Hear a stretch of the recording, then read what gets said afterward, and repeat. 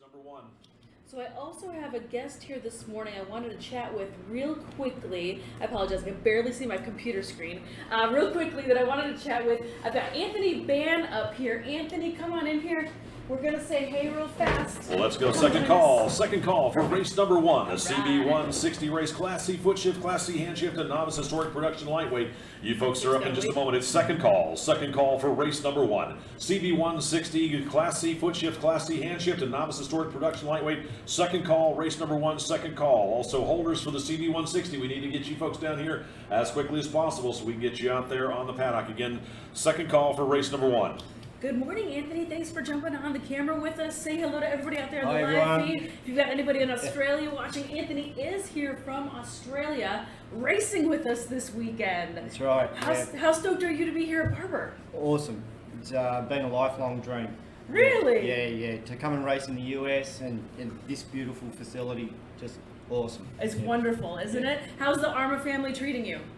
Oh, great. You know, like everybody couldn't be more welcoming, to be honest. Yeah. So I know you're here also as part of Classic Superbike Tours. Yes. So you're here kind of quote unquote borrowing a bike-ish, as it were. I've got a picture of it on the screen right now, this beautiful Suzuki. Yep. How cool is that? 91 model GSXR 750. Couldn't be happier. Yeah. It's exactly what I ride at home. Oh, wonderful. How's it running? Good. Yeah. It's you know, it's fairly stock, so the boys just wanted to make sure that I finished the weekend. Yeah. Rather than having a hot rod and maybe not seeing it through. Yeah. And yeah, it's great. Good fun. Awesome. Well, thank you so much for stopping by and saying hey, and thank you for No coming worries. racing with us. Anthony Bann, all the way from Australia, racing in race 6 and race 10 today on this absolutely beautiful Suzuki that's on your screen right now. Again, he's here with the folks over at Classic Superbike Tours. So thank you so much. Thanks for stopping by, friend. Good luck. Have a great race.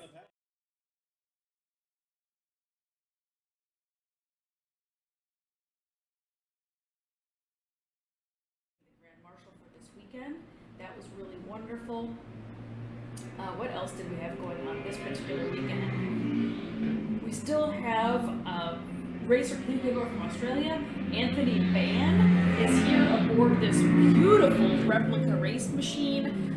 He's been racing this weekend over from Australia, so it was great to have him here as part of Classic Superbike Tours. If I have that name right, I lost my paperwork. Attention out there in the paddock. Let's go. Third and final call for race number 10. Next Gen Superbike and Sound of Thunder 4. You folks are up right now. If you want to bring them on up, we'll send you out here in just a moment for your hot lap. Again, it is third and final call. Race number 10 at Next Gen Superbike and Sound of Thunder 4. You folks are up right now if you want to bring them on up.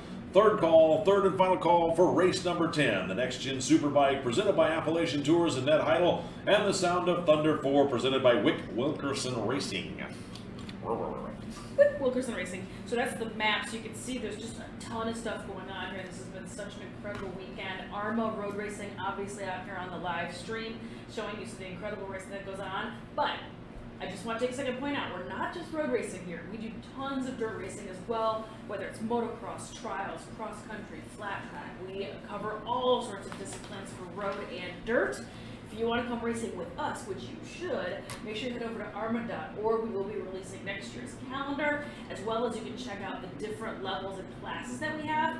Although our name is American Historical Racing Motorcycle Association, it's not just old bikes here, we do new bike stuff too. So come racing with us for 2023.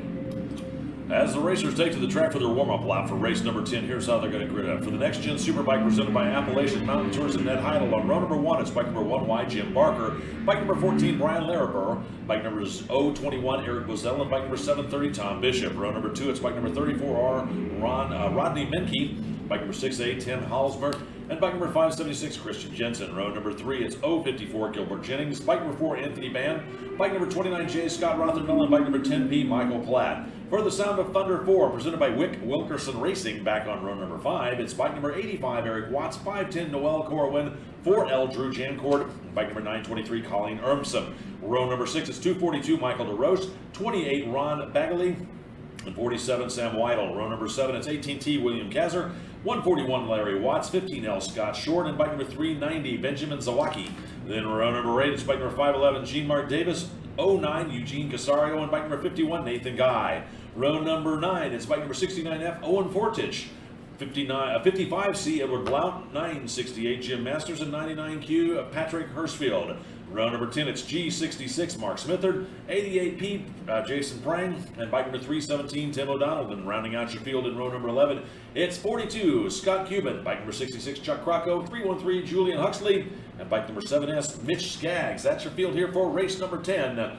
The Next Gen Superbike and the Sound of Thunder. For the Next Gen Superbike, which of course is sponsored by Appalachian Mountain Tours and Ned Heidel, this AHRMA's mission with this class is to recreate and preserve the look and feel of this popular era of U.S. sport bike or superbike racing. Based on production machinery available on the dealer showroom floor, these motorcycles were modified within a set of rules that kept the machines looking relatively stock but allowed a dramatic increase in their performance. For the field itself, these are mid-80s to early 90s production machines taken from the showroom floor and modified into race bikes. Twin-cylinder bikes can be up to 1,000 cc's. Four-cylinder bikes are 750cc models from Honda, Kawasaki, Suzuki, and Yamaha. This is the era when riders like Fred Merkel, Bubba Schobert, and Wayne Rainey rule in the U.S. For the Sound of Thunder 4, sponsored by Wilkerson Racing, these are the smallest bikes of the Sound of Thunder classes. Comprised of single and twin-cylinder bikes, examples out there can be the KTM RC390, the Ninja 250 and 300s, Yamaha's R3 and the Honda CBR 250 and 300s. Singles under 400s and twins under 350s are also allowed up there. That's your field here for race number 10, Next Gen Superbike, presented by Appalachian Mountain Tours and Ned Heidel, and the Sound of Thunder, presented by Wilkerson Racing. Jen Prang, thank you so much for the nice note. Thank you both for the live broadcast this weekend. Makes Wisconsin feel so much closer. Yep. Thank you for tuning back in, Jen. Stephen Hipp, one of our familiar names out here. Thank you for the great coverage and announcing of the races. Helped me get through not being there live. Stephen Hipp, we missed the battles of the hips. We'll see you at our next race in 2023, my friend. Let's go trackside. Boy, Rodney Menke's got a great looking GSXR out there. It's a sort of a Kevin Schwantz replica from his days. I had an 86 blue and white GSXR 750 and I regret the day I ever sold it. I don't know what I did with it. Yeah, Rodney Menke definitely, and he's part of that classic Superbike Tours. Looks like bike number 34R, Rodney Menke getting his bike right down on that GSXR 750 in blue and white livery, down through turn number 1 to lead the field over in turn number 2. Meanwhile, the Sound of Thunder 4 bikes cleanly away themselves as they rocket down the front straightaway. What you missing? Oh, okay.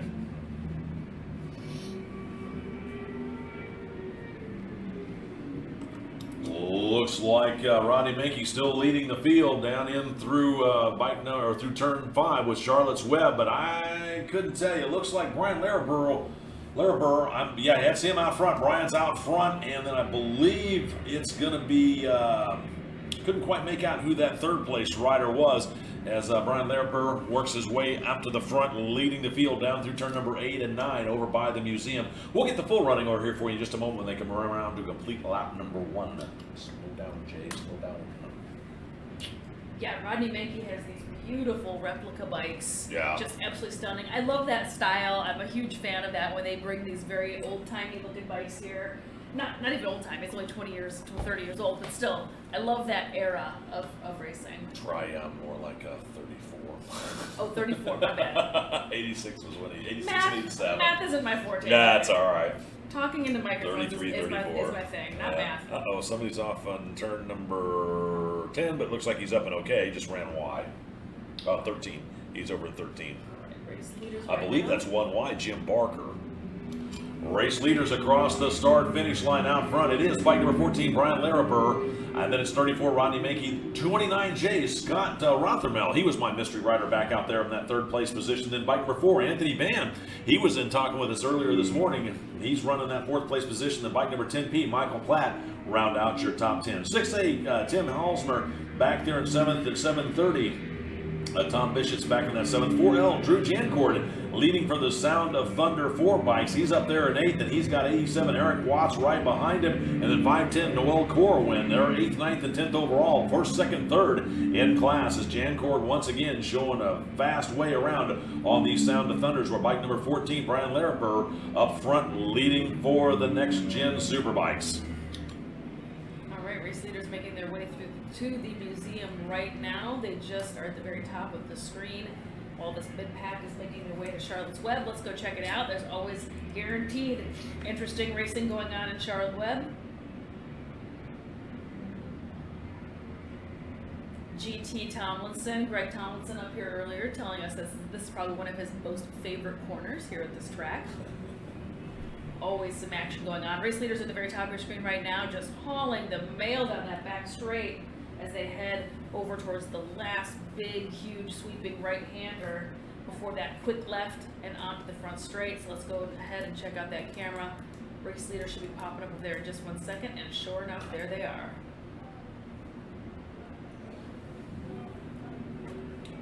Race leader, bike number 14, Brian Laraber, once again down the front straightaway. Has about a half a front straightaway lead over 34R, Rodney Minke, and 29J, Scott Rothermel. So Minke and Rothermel definitely duking it out for that second step of the podium. Bike number 4, Anthony Bann, right there behind him. And then bike number 10P, Michael Platt, rounding out your top 10. As 14, Brian Laraber holding on to the lead out of turn number 4, up over the 3, rather, up over the crest of the hill, down into turn number 5, Charlotte's Web. Meanwhile, Rothermel looks up the inside of Minke down there as they thinks the better, but drops back in line as Rodney Minke on bike number 34 leading Rothermel on 29J as they are pretty much nose to tail out of Charlotte's Web through turn number 7 and down that back straightaway they go. I kind of get the feeling that Rothermel might just kind of be stalking Minke out there as he was right there in the slipstream as they dove down through turn 8 and number 9. So, well, interesting to see what's going to happen later on in the race as we get closer to the end of this one. Meanwhile, bike number 87, Eric Watts, still running a second to 4L Drew Jancourt with 5'10", Noel Corwin. They've risen up to the 7th, 8th, and 9th overall position as they're continuing to march their way forward through the field.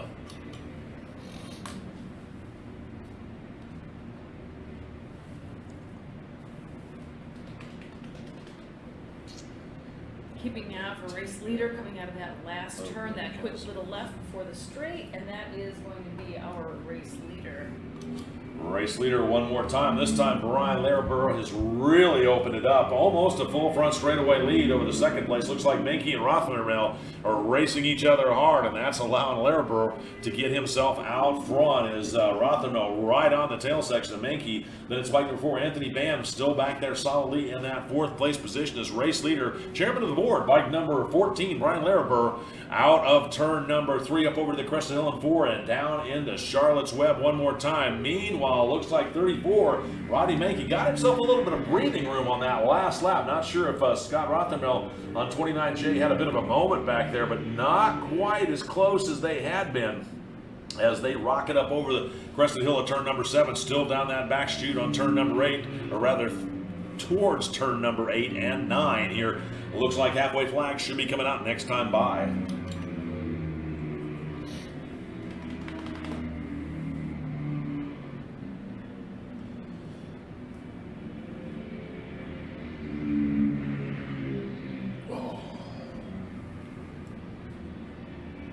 Race leader really stretching this race out. They are already on the back straight, heading towards that last big bowl turn. The rest of the mid-pack is just not picking their way through Charlotte's Web, so let's go ahead and go take a little look over here. There we go.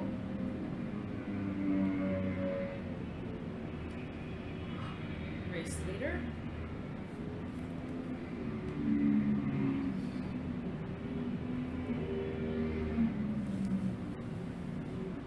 Laraber, 1.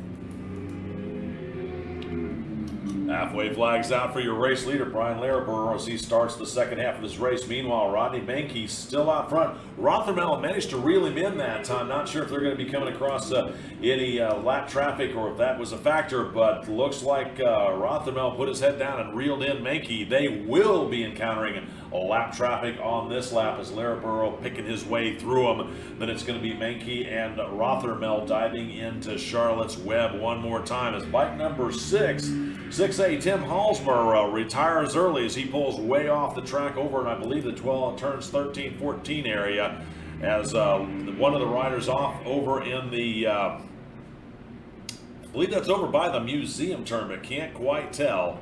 Yep, over at the exit of the museum turn. Rider's up and okay, walking away from his bike, but tough break. I'll try and get the number on that one here in a little bit. Boy, that's a weird place to crash. What a weird slide. It must just be some sort of little slide up that happened. It must have got away from him or something. Underneath the bridge with the weird doll baby that It could have been that he ran out of room and it got all the way down there, and then Ford finally dumped him. You see, I've had that happen so many times. Yeah, they're fine though, just so everyone's aware. Halfway flags out for your race leader, Brian Laraber, as he's holding on to the lead. Menke still there in second. 29, J. Scott Rothermel back there in third. Is waiting to see how they're going to pick their way through traffic on this lap. As halfway flags are out, let them know they've got 4 done and 4 left to go.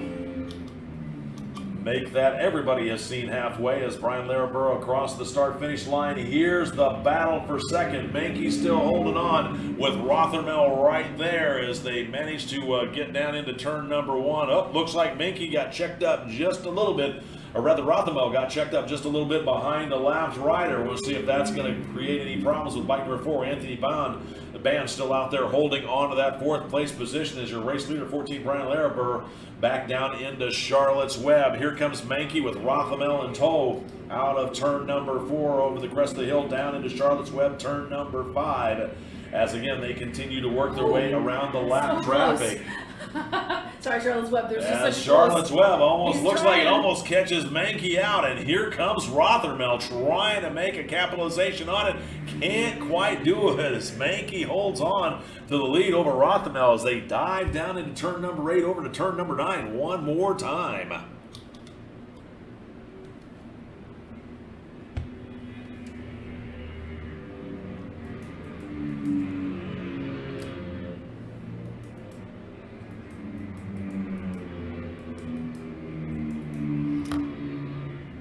Barry Hassenkopf. I do not know when the first road race of the year in 2023 is. I don't have that calendar yet.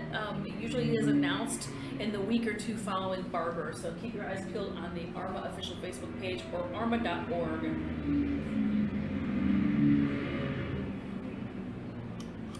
Race leader, bike number 14, Brian Laraber, out of turn number 17 one more time. White flag will be coming out next time on him. Here's the battle for second. Looks like Menke has a little bit of breathing room on this lap as Rothermel's trying to get checked up, getting around some of the back markers. So Rothermel definitely right there. He's been watching and following Rodney Menke this entire race, and wow, is there some traffic going to be in front of him on this next lap as Laraber working his way down into Charlotte's Web. He's going to catch a gaggle of Sound of Thunder 4 bikes, about 5 of them, as Laraber out of turn number 6 up the crest of the hill through 7 and down that back straightaway. He's got enough horsepower that he's going to get around him cleanly. But I have a feeling that Menke, actually, nope, he doesn't. He gets kind of stuck in behind him, so he's going to have to carefully pick his way through him. Menke and Rothermel are going to catch him over in the turns 10 and 11 area over there in front of that fan zone, so they're going to get a great view of a heavy battle between second as Menke and Rothermel trying to pick their way through the Sound of Thunder 4 bikes, waiting for Laraber to come back into view here in just a moment to see how he does. He is finally around everybody, working their way up through turn number 12 over into 13. Then it's going to be Menke and Rothermel. They're clean, but they're going to have to come up again. Some more bikes over in the turns 14 and 15 area. We're going to see how that's going to work out. Starter has white flag in hand, waiting for the leader to come around here in just one more moment to start his final lap. We're going to have to drag, so we got a couple of pickups, and so I'm going to take that. Yeah, that definitely looked like a bit White of a flag out for bike number 14, Brian Laraber, as he's across the start-finish line. Here's Menke across the line, then Rothermel back there for that second or third place position. They've got quite a few bikes they've got to get around over in the turn 2 area. How's this going to turn out? Well, let's go first call. First call for race number 11. Open 2-stroke Motard, next gen Superbike middleweight, vintage Superbike middleweight, and Bears. First call for race number 11. First call for race number 11. Looks like Mankey picking his way through the traffic and has got Rothamel right there behind him. Looks like the Sound of Thunder 4 bikes go a little bit wide. Oh, Rothamel gets checked up and has to go wide. That gives Mankey the breathing room he was looking for. Rothamel down and behind the fairing, trying to pick it up, but looks like Mankey used that traffic to his advantage. Holds about 14 bike lengths over Rothamel as they dive down into turn number 8 one more time. I'm going to tell you, Scott Rothamel's really going to have to dig deep through these final turns if he's going to reel in Rodney Mankey on bike number 34R. Meanwhile, race leader, bike number 14, Brian Laraber, all the way over through turns 12 and 13. Looks like he's got a clear track in front of him. Mankey still holding on to that second place position with Rothamel back there in third. Not sure if Scott's going to be able to reel in Rodney as they disappear out of sight over and through turns 14 and 15. Meanwhile, race leader bike number 14, Brian Laraber, through the final turns here, waiting for him to come onto the front straightaway one more time. As here he comes out of turn number 17. Checkered flag in hand for your unofficial race winner, bike number 14, Brian Laraber, taking the unofficial win out there. Then it's going to be bike number 34, Rodney Mankey, just holding on to that second place with the dejected 29J. Scott Rothamel coming in unofficially out there in third, in one heck of a race here for the next gen Superbike field. Very exciting racing. I'm sure that these guys looked up in that middle, and whether it was that Sound of Thunder 4 pack of 5, and just were like, oh no. Oh dear. Attention out there in the paddock. Let's go second call. Second call for race number 11. Open two-stroke motard, next gen Superbike middleweight, vintage Superbike middleweight.